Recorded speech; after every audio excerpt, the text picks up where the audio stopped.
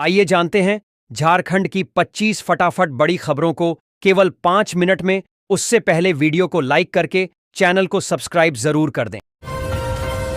10 जनवरी को लोक भवन का घेराव करेंगे कांग्रेसी, केशव महतो ने कहा।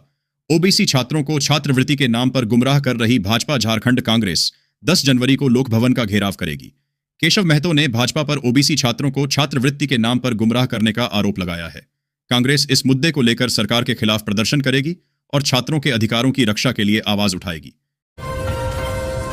अधिकारियों की उदासीनता, राज्य के विकास में बाधक, सरकारी आश्वासन समिति ने अधिकारियों की कार्यशैली पर उठाए सवाल।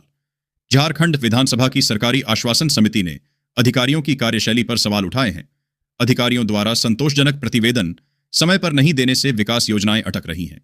विभागीय मंत्री द्वारा दिए गए आश्वासनों को गंभीरता से लागू नहीं किया जा रहा है, जिससे कई आश्वासन लंबित हैं।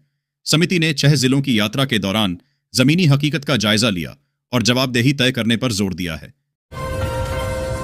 सीएम हेमंत सोरेन ने केंद्र को दे दी चुनौती, कहा, युवा झारखंड को कोई झुका नहीं सकता। विधानसभा के शीतकालीन सत्र में मुख्यमंत्री हेमंत सोरेन ने कहा कि झारखंड 25 साल का युवा राज्य है, जिसे कोई डरा या झुका नहीं सकता। उन्होंने विपक्ष की अनुपस्थिति पर तंज कसते हुए कहा कि राज्य सरकार सर्वांगीण विकास कर रही है। उन्होंने केंद्र सरकार पर गैर केंद्र शासित राज्यों के साथ सौतेला व्यवहार करने का आरोप लगाया और राज्य में शिक्षा के क्षेत्र में किए जा रहे प्रयासों की जानकारी दी। बाबूलाल ने भ्रष्टाचार को ले स्वास्थ्य मंत्री इरफान पर निशाना साधा। विधायक ममता ने कहा, सीडी में मेरी आवाज नहीं। विधानसभा में बाबूलाल मरांडी ने स्वास्थ्य मंत्री इरफान अंसारी पर निशाना 2023 साधा और कांग्रेस विधायक ममता देवी द्वारा लगाए गए आरोपों की जांच कराने की मांग की।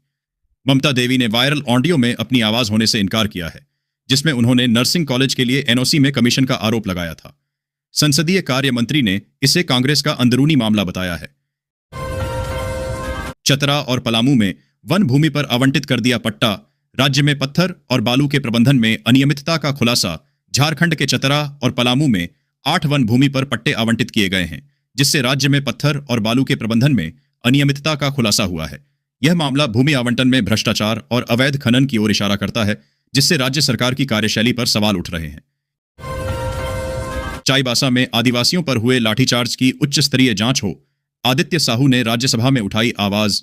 राज्यसभा सदस्य आदित्य साहू ने चाईबासा में आदिवासियों पर हुए लाठीचार्ज का मुद्दा उठाया। उन्होंने सदन में कहा कि आदिवासी समाज के लोग ओवरलोडेड वाहनों के संचालन पर रोक लगाने की मांग कर रहे थे, लेकिन पुलिस ने उन पर लाठीचार्ज किया।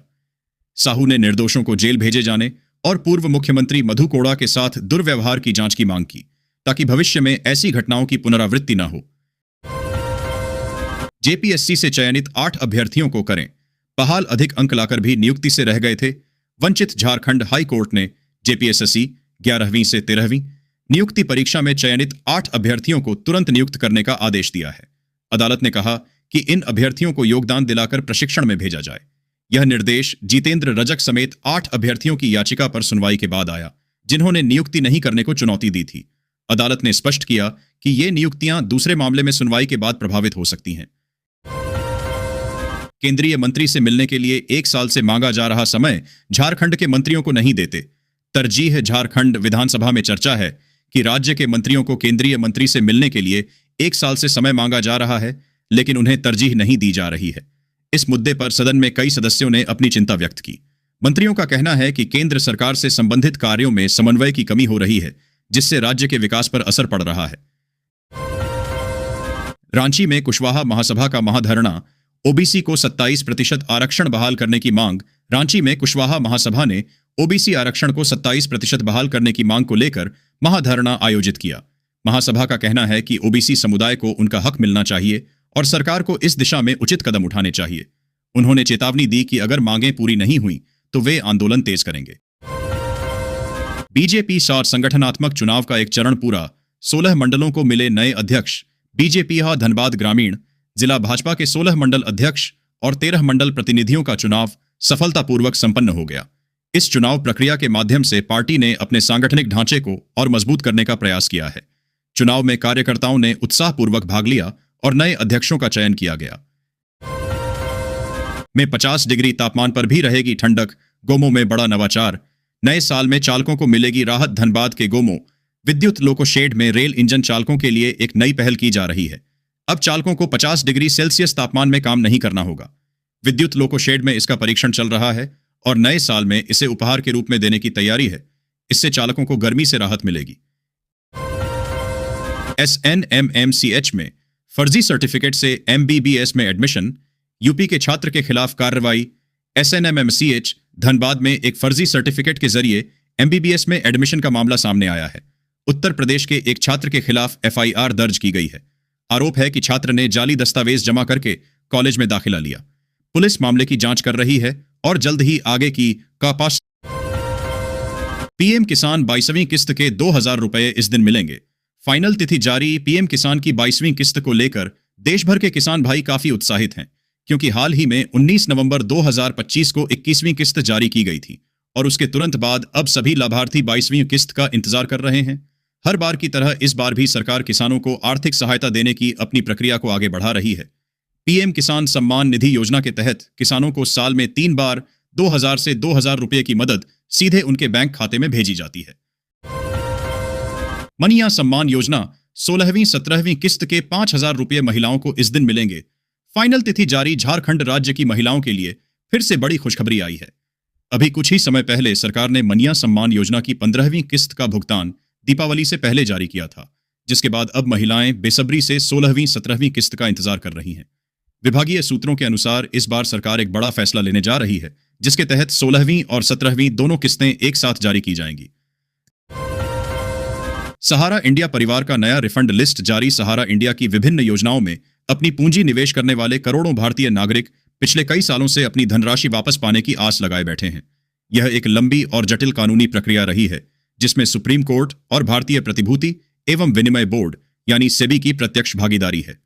अच्छी खबर यह है कि हाल के समय में इस धन वापसी प्रक्रिया में सुधार के संकेत मिले हैं और कुछ निवेशकों को उनकी जमा राशि मिलनी भी शुरू हो गई है।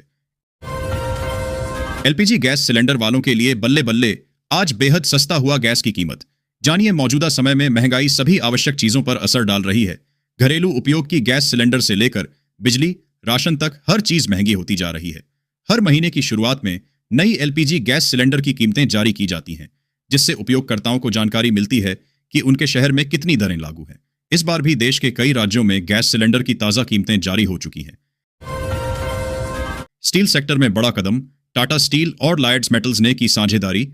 कम कार्बन स्टील उत्पादन पर रहेगा फोकस। टाटा स्टील और लॉयड्स मेटल्स ने एक MOU पर हस्ताक्षर किए हैं, जिसका उद्देश्य खनन, परिवहन, आधुनिक तकनीक आधारित इस्पात निर्माण और पर्यावरण अनुकूल उत्पादों के विकास में सहयोग बढ़ाना है। दोनों कंपनियां लौह अयस्क खनन में संयुक्त संभावनाओं की तलाश करेंगी और लंबी दूरी की स्लरी पाइपलाइन विकसित करने पर जोर देंगी। इस साझेदारी का मुख्य लक्ष्य कम कार्बन उत्सर्जन वाले उत्पादों का उत्पादन करना है।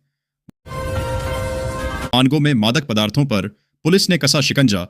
45 पुड़िया ब्राउन शुगर के साथ 2 तस्कर गिरफ्तार।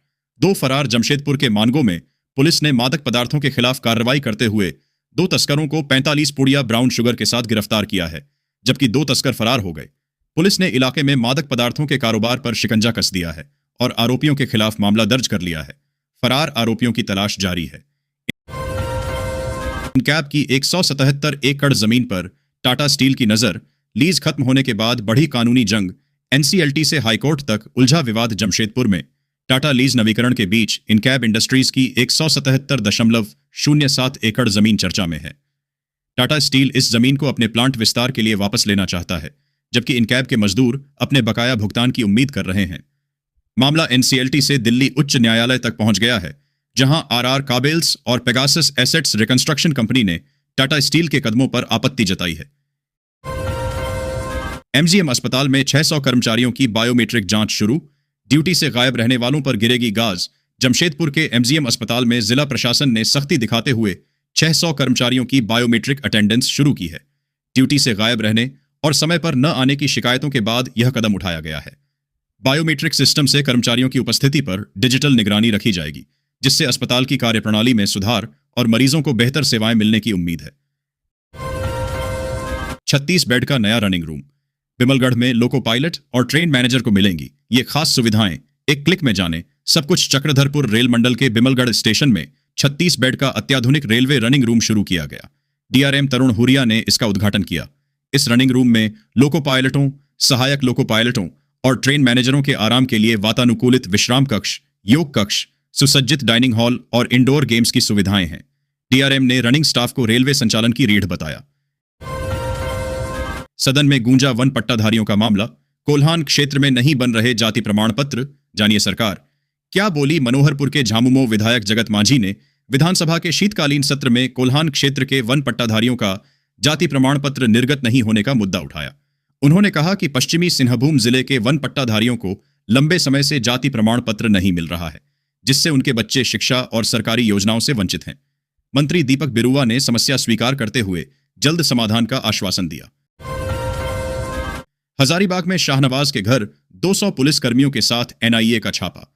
टेरर फंडिंग और दिल्ली ब्लास्ट कनेक्शन की आशंका, राष्ट्रीय जांच एजेंसी एनआईए ने हजारीबाग में मेन शाहनवाज के आवास पर छापा मारा, जिसमें 200 से अधिक पुलिसकर्मी शामिल थे। यह कार्रवाई टेरर फंडिंग और आतंकी नेटवर्क के लिंक्स की जांच के सिल। वन भूमि घोटाले के गिरफ्तार आरोपित विनय सिंह की पत्नी की तलाश में दिल्ली में एसीबी का छापा। बेटे से पूछताछ। दिल्ली में एंटी करप्शन ब्यूरो एसीबी ने तड़के 4 बजे बड़ी कार्रवाई करते हुए स्निग्धा सिंह की तलाश में वसंत विहार और जॉइंट सेक्रेटरी के घर पर छापे मारे। यह कार्रवाई झारखंड में भ्रष्टाचार के एक मामले से जुड़ी है, जिसकी जांच एसीबी कर रही है। स्निग्धा सिंह से संबंधित ठिकानों पर भी छापेमारी की गई है। बेटे सनत सिंह से पूछताछ की जा रही है। हजारीबाग में विनय चौबे के डीसी के कार्यकाल में ही विनय सिंह व स्निग्धा के नाम पर निबंधित हुई थी जमीन। कुमारधुबी स्टेशन पर ठहरने लगेंगी ट्रेनें। रेल मंत्री के आश्वासन से इलाके के लोगों में जश्न। कुमारधुबी में ट्रेनों के ठहराव को लेकर धनबाद के सांसद को आश्वासन दिया है। इस खबर के बाद भाजपा कार्यकर्ताओं में खुशी की लहर दौड़ गई और वे जश्न मनाने लगे। यह आश्वासन कुमारधुबी क्षेत्र के निवासियों के लिए एक बड़ी राहत लेकर आया है, जिससे उनकी यात्रा और कनेक्टिविटी बेहतर होगी। झारखंड में हड्डियां जमा देगी ठंड। गुमला में 4 डिग्री सेल्सियस तो खूंटी का तापमान पहुंचा 5 डिग्री सेल्सियस। कोहरा, शीतलहर का रेड अलर्ट। झारखंड में रिकॉर्ड तोड़ ठंडी पड़ रही है। गुमला और खूंटी में तापमान 4 से 5 डिग्री तक पहुंच गया है। रांची मौसम विभाग ने शीतलहर और घने कोहरे को लेकर अलर्ट जारी किया है। झारखंड विधानसभा के शीतकालीन सत्र में गूंजा वादा, तेरा वादा कहां गया वादा। क्या मामला? झारखंड विधानसभा के शीतकालीन सत्र के आज अंतिम दिन की कार्यवाही शुरू होने से पहले ही सदन के बाहर सत्ता पक्ष और विपक्ष आमने सामने नजर आए। इंडिगो की 6 उड़ानें रद्द। रांची से 3 शहरों के लिए 4 दिन तक बुकिंग नहीं। रांची एयरपोर्ट से बुधवार को 9वें दिन भी इंडिगो के 3 विमान रद्द रहे, जिससे 6 उड़ानें नहीं हुई। इसके कारण यहां से करीब 1000 यात्रियों की आवाजाही रुक गई। रांची में बनेगा एक और फ्लाईओवर, 3 किलोमीटर होगी लंबाई। क्या होगा रूट? रांची में 3 किलोमीटर लंबा एक और फ्लाईओवर बनने जा रहा है। इस फ्लाईओवर को सीएम हेमंत सोरेन ने स्वीकृति दे दी है। यह अरगोड़ा चौक से हरमू होते हुए डिबडीह तक जाएगा। यूपी के रहने वाले स्टूडेंट ने फर्जीवाड़ा कर झारखंड में लिया था एडमिशन। कॉलेज ने दिखाया बाहर का रास्ता, एफआईआर भी करवा दी इस उम्मीदवार को। 4 दिसंबर को National Eligibility cum Entrance Test के जरिए ईडब्ल्यूएस कोटे के तहत एसएनएमसीएच में एडमिशन मिला था, लेकिन अब उसका एडमिशन रद्द होने के बाद संस्थान में खाली सीटों के बारे में जेसीईसीई को सूचित कर दिया गया है।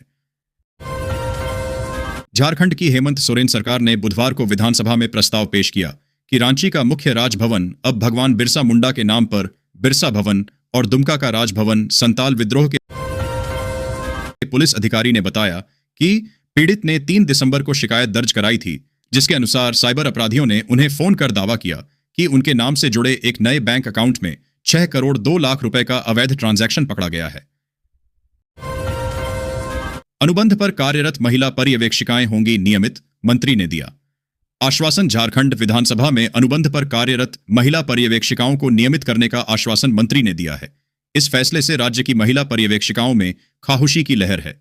सरकार के इस कदम से महिला सशक्तिकरण को बढ़ावा मिलेगा और उन्हें बेहतर भविष्य की सुरक्षा मिलेगी। दशक बाद लौटा अद्भुत परिंदा। पक्षी प्रेमियों में जश्न जैसा माहौल। झारखंड के धनबाद स्थित उधवा पक्षी अभयारण्य में 1 दशक बाद एक अद्भुत परिंदा वापस लौटा है। इस घटना से पक्षी प्रेमियों में खुशी का माहौल है। यह दुर्लभ पक्षी कई सालों बाद दिखाई दिया है, जिससे अभयारण्य में उत्साह का संचार हुआ है। पक्षी प्रेमियों के लिए यह एक जश्न जैसा है और वे इस अद्भुत दृश्य को देखने के लिए उत्सुक हैं।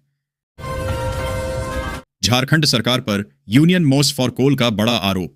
झरिया फायर एरिया प्रभावितों के पुनर्वास पर ध्यान नहीं। गिरिडीह के सांसद के सवाल पर कोयला राज्य मंत्री ने जवाब दिया कि जरिया की आग से प्रभावित लोगों के पुनर्वास में झारखंड सरकार की दिलचस्पी नहीं है। यह मामला जरिया के अग्नि प्रभावित क्षेत्रों में पुनर्वास की धीमी प्रगति से संबंधित है, जिस पर सांसद ने सवाल उठाया था। अब रेलकर्मी का पूरा रिकॉर्ड सिर्फ एक स्कैन में। रेलवे की नई QR आधारित ID कार्ड प्रणाली लागू। भारतीय रेलवे ने सुरक्षा और आधुनिक तकनीक की दिशा में कर्मचारियों की पहचान प्रणाली में बदलाव किया है। पुराने लैमिनेटेड कार्ड की जगह अब हाईटेक स्मार्ट ID कार्ड जारी किए जाएंगे। नियमित कर्मचारियों के लिए पीले रंग का और ठेका कर्मियों के लिए नारंगी रंग का कार्ड होगा। कार्ड में QR कोड होगा, जिसे स्कैन करते ही कर्मचारी की पूरी जानकारी मिल जाएगी।